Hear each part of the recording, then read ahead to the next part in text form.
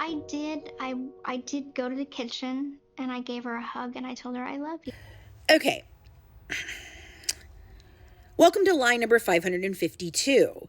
See, the problem is that these journalists do no freaking legwork before they go into these interviews with her. They don't watch anyone else's interviews with her. They don't gather information about her. They're given a file and they're told what questions to ask. And that's what they do because it's good journalism, according to some, because it sells.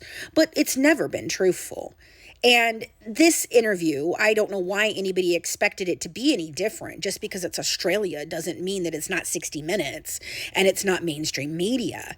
Mainstream media is not going to admit that they were wrong unless they are absolutely forced to do so. Now, this story has been told any number of ways. The first accounting was that you sat in the living room on a very cluttered couch with all that kind of shit in the living room and all over the couch, and you watched TV with your mama and you painted your nails. Do you remember that story? And in that story, your mom's last words to you after you told her that you loved her, because Nicholas told you to tell her that, was, "I'm feeling more relaxed. Please don't hurt me, Gypsy."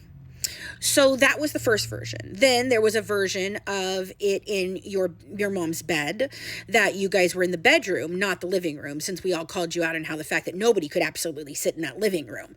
So then you changed your story again. And then you doubled down and you gave a new call out of last words. It was no longer, "Please don't hurt me." It was, "Gypsy, I'm not dead yet."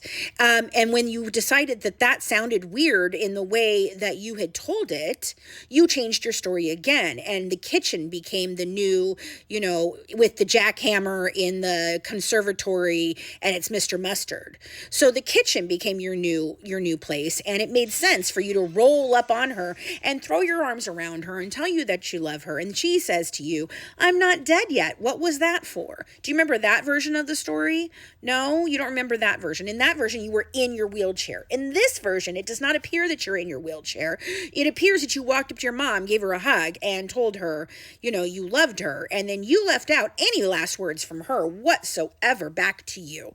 And see, I think the kitchen is the most likely spot because I think the kitchen is where it all started. The kitchen has blood all over it, in places that should not be there. Not from Nicholas just needing his hand washed and a little cut on his finger. There is blood everywhere. There's blood all through the house, all down the hallway, on the carpet, all over the place.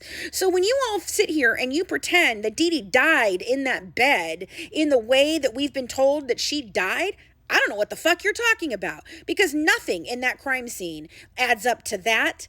And this is just another fabricated story for Gypsy Rose to have compassion and care from people who just like to buy her bullshit lies. Baby, the rest of us aren't buying this anymore. I don't know what you think you're doing, and I don't understand why mainstream media just won't fucking call your ass out, because we'd all have a lot more respect for them and honestly for you if you would just be truthful. Oh, and by the way, that pathetic walkthrough of your 1Q21.1 microdeletion, honey, you basically proved that you had every condition that it said that you had, that your mama said you had. It literally, you proved it with your own medical records and reading the document. Be so for fucking real, baby.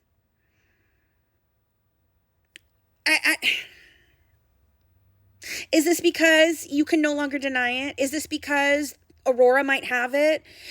Why are you doing this? If you were going to deny it, you should have just continued to deny it and said that your mom made it up. Now, I don't think a lot of people would have believed that, but at least it would have been somewhat plausible for you. But instead, all you have done is lie and lie and lie and lie, and then you wonder why no one wants to believe your lies.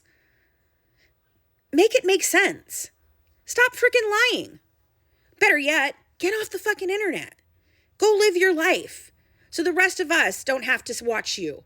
Because I, for one, am tired of seeing it on my news feed constantly.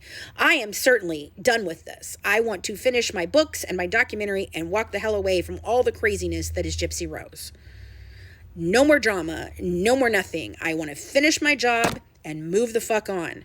Because that's what I always intended to do. It just took a little longer than I expected.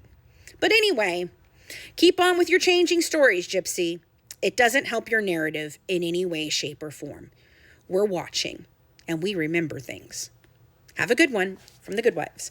Serving up true crime, one dish at a time. Bye, guys. Mwah!